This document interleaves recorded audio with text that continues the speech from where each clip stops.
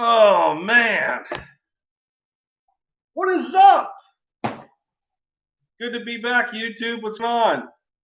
Lindy End Zone is here again for the touchdown, taking the lead for the Eagles, one video at a time. What is going on? What is up? What is up? Been a long time. Um, yeah, I was on a bit of a holiday hiatus, I guess. Went up, um, went up to a couple of dates, went to see some family and whatnot, but I'm back. I am back. Um, Yeah, so I guess we'll see what 2021 brings a bunch of us as a whole. Yeah, it's not looking like it's going to bring much for the Eagles, unfortunately. You know, Ari Roseman is still looking like he's going to be the GM, and looking like Doug Peterson is still going to be the head coach of this football team. And at the moment, it looks like he's still going to be the play caller, offensive coordinator. So I don't know.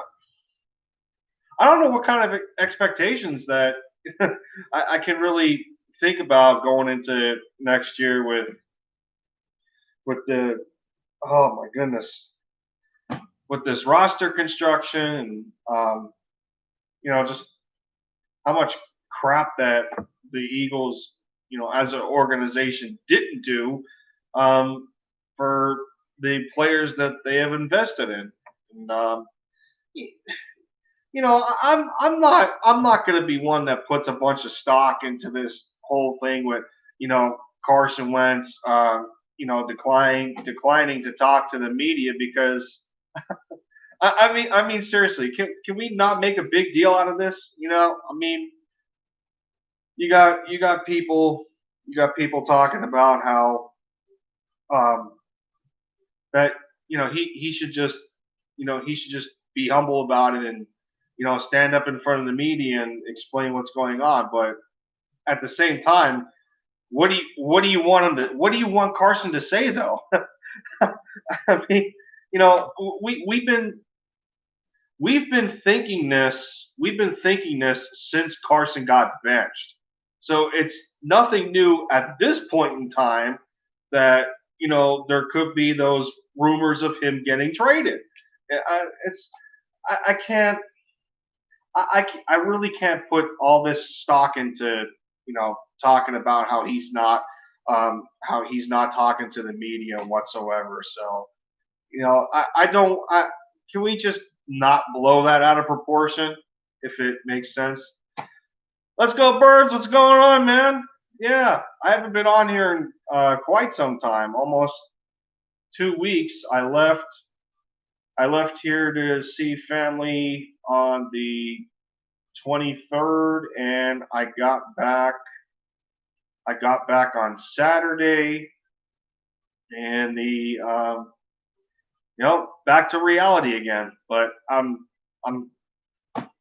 completely appreciative of the time off that my work gave me. It was almost 2 weeks. Crazy. It was almost like a vacation. I've only been at my job for like 4 months. And like, well, here have a little over a week and a half off. I'm like, oh, why not? I'll take it. Um,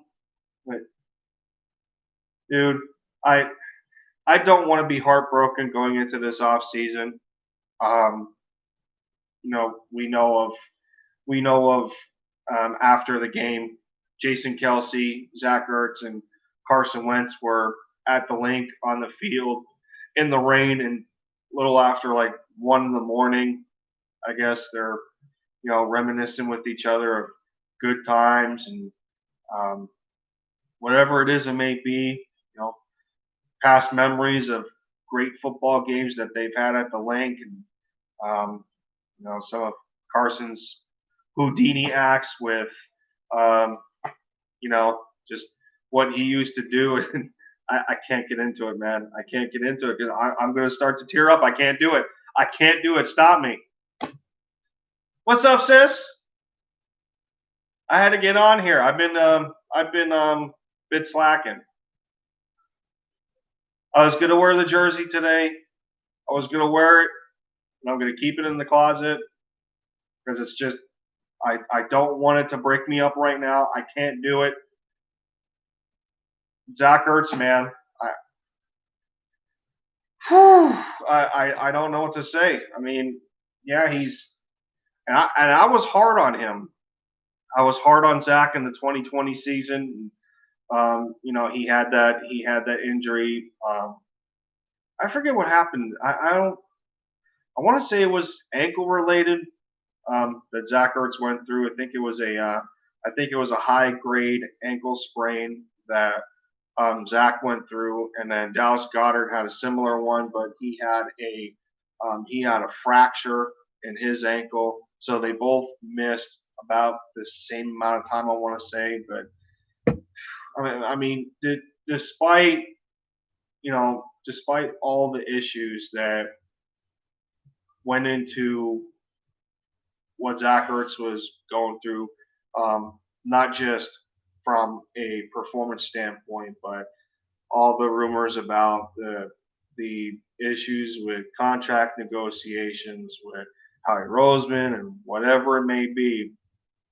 If you just put that aside, like some of us in the fan base are just going to put Carson's bad year aside because there's regardless of how you feel about Carson Wentz, there's still a justification of putting this bad season aside because for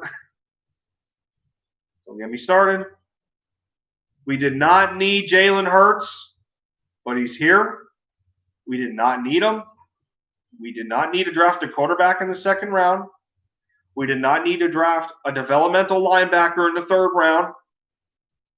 And we needed the wide receivers that we drafted to be better implemented into this offense. And they weren't. I still can't get over how poorly used John Hightower was. Quez Watkins barely seen the field aside from being on COVID reserve and an injury. We barely seen him. Jalen Reagor we barely seen because he's starting to continue to get nicked up, and it's getting on my nerves a little bit. But even at times he's not necessarily used right. We want to talk about we could have taken Justin Jefferson and he was right there and this and that. Well, are you really confident that we could have utilized Justin Jefferson's skill set with the way that we've seen these wide receivers perform in this offense? No. Stop it. Yeah, to an extent, we would have had a better performer in Justin Jefferson because, just because of his skill set himself. Bigger school in LSU. He was great at basically everything. Not the fastest guy. He still was a 4.4 runner.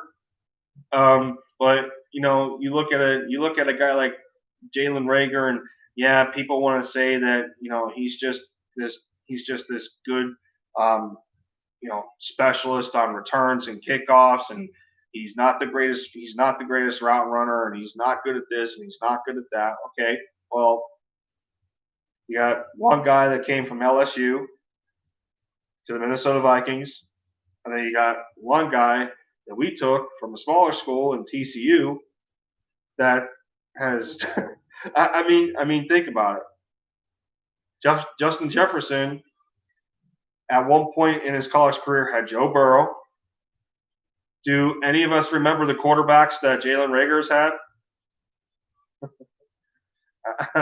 I mean, you can only carry yourself so far as a receiver, without good quarterback play.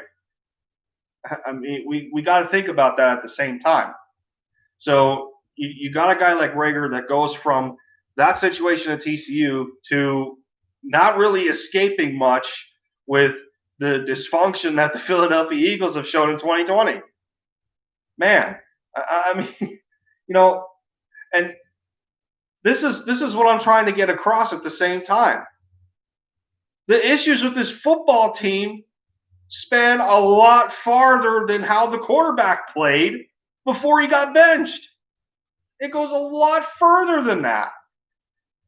So can people in the fan base can we stop can we stop this notion that this entire season is Carson Wentz's fault? I just I want to make sure that that's not the case, and and we just got it's irritating me right now. It's just I don't know what to say anymore. I mean the season's done. Um, the season's done. We got a lot of work to do. Um, Howie Roseman's going to pick the players again in the draft. Not going to listen to the scouts. I hope maybe John Dorsey gives him a kick in the ass. That's what I can hope for. Be like, Howie, quit being stupid. You didn't need a quarterback in the second round in last year's draft. You didn't need one. You should have been more supportive to your quarterback outside of the contract. The contract, the amount of money that Carson Wentz was given, the contract does not justify a means of, okay, well, we gave you a crap ton of money, but now, wow, my phone's thinking I'm trying to talk to it. But what back to what I was saying is just because, Carson gets this big contract doesn't mean or like it doesn't say that you justify the means of doing less because you're paying this guy more than what he got off of his rookie contract just because he's the franchise quarterback.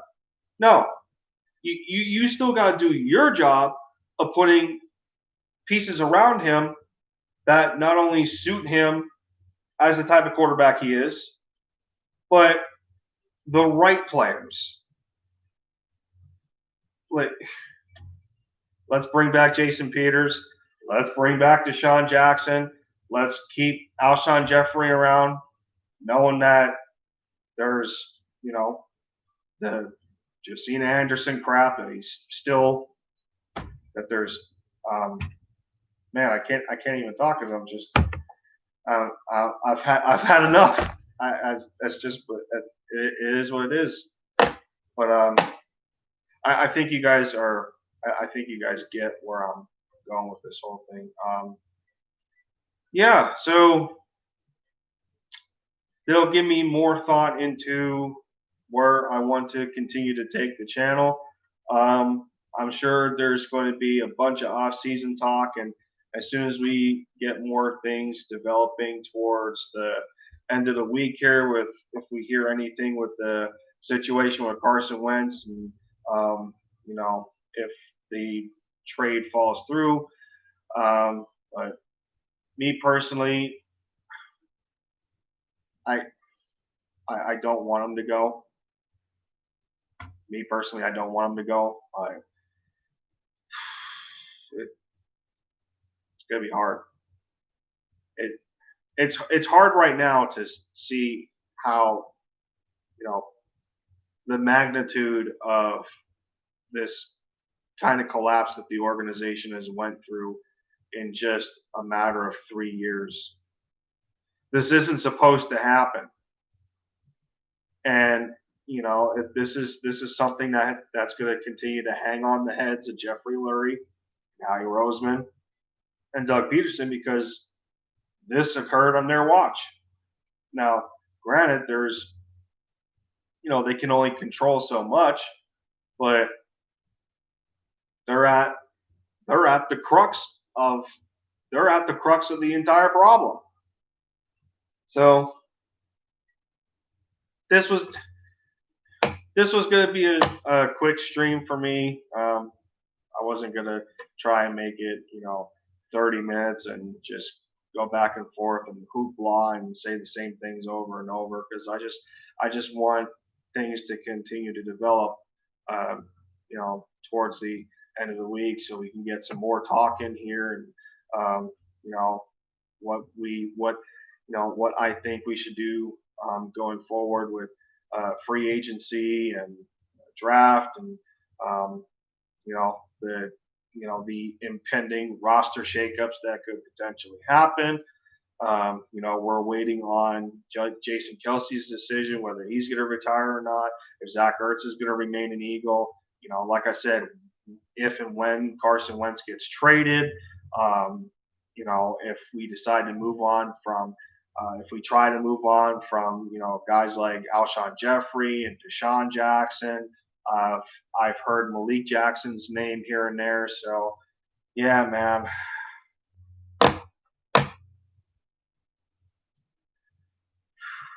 This is hard. As a diehard Eagles fan, this is hard.